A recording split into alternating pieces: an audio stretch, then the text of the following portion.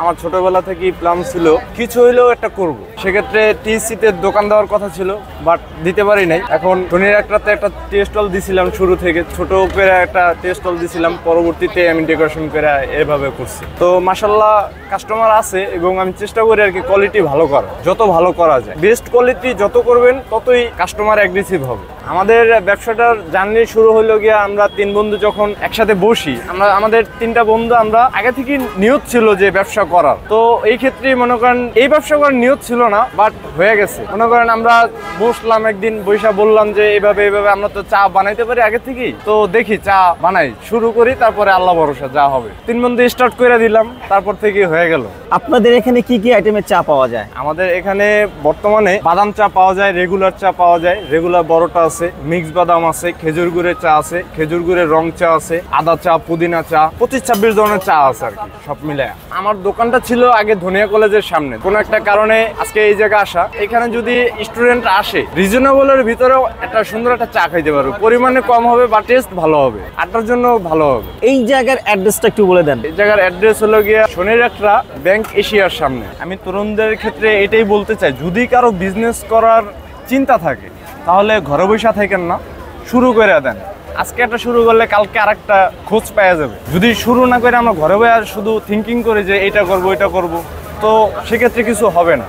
তো শুরু করেন, শুরু করলে আল্লাহ তাআলা পথ দেখায় দিবি। পারিবারিক কোনো আর্থিক সংকটের কারণে আসি না এখানে। আমার একটা ছোটবেলা থেকে আর কি শখ ছিল যে চায়ের দোকান দেব, এই কারণে। ইভেন যদি এই চায়ের দোকানটা কোনো এক সময় বড় হয়, আমার চার দোকান থাকবে, মানে ক্যাফে বানানোর ট্রাই করতেছি, বাকিটা আল্লাহ ভরসা। আমরা ব্যবসাটা 3 বন্ধু মিলে স্টার্ট করা, সেক্ষেত্রে আমরা একজন 10+ খরচ হয়েছে, টোটাল মিলে আমাদের 35+ লাগছে। মানে 35,000 টাকা দিয়ে আপনারা ব্যবসাটা শুরু করেন। এখন আপাতত যা সেল হয় আলহামদুলিল্লাহ, তবে আগে ভালো হইতো অনেক। জায়গা চেঞ্জ করার পরে এখন একটু আমি আশাবাদী, একটা সপ্তাহ ঘুরলে আবার সেল ভালো হবে ইনশাল্লাহ। আমার দোকানের নাম technical point T house. Technical point T house. জি। চাটা কি একদম বানানো? হ্যাঁ, এটা একদম মেক করা চা। এটা জাস্ট একটু কম বেশি করে আলাদাভাবে কোনো লিকার দিতে হয় না? না, জাস্ট ঢেলে দিয়ে দেন। হ্যাঁ। আপনি এই রেসিপিটা কোথা থেকে পেলেন? আমার বাসার পাশে একটা টি স্টল আছে, কাকার থেকে আমি অনেক টিপস নিছি, তারপরে হয়ে গেছে আর কি।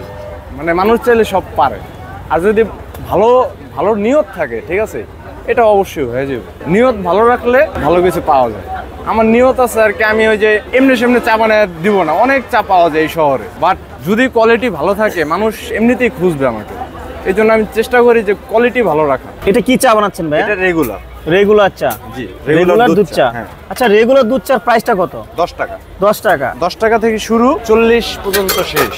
ভাইয়া, যেটা 40 টাকা ওটার মধ্যে কি থাকবে? ওটার ভিতরে হরলিক্স থাকে, একটু কফি থাকে, গুঁড়ো দুধ থাকে, একটু বাদাম, 3-4 পদের সংমিশ্রণে আর কি একটা স্পেশাল চা আছে। আপনাদের এখানে সর্বোচ্চ কত টাকা দামের চা পাওয়া যায়? সর্বোচ্চ 50।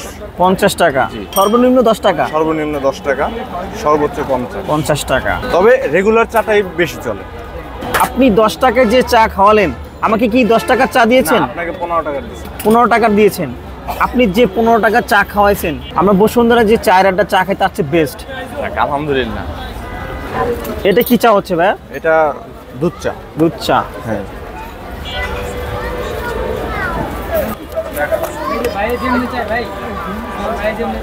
এটা মিক্স বাদাম হইতাছে।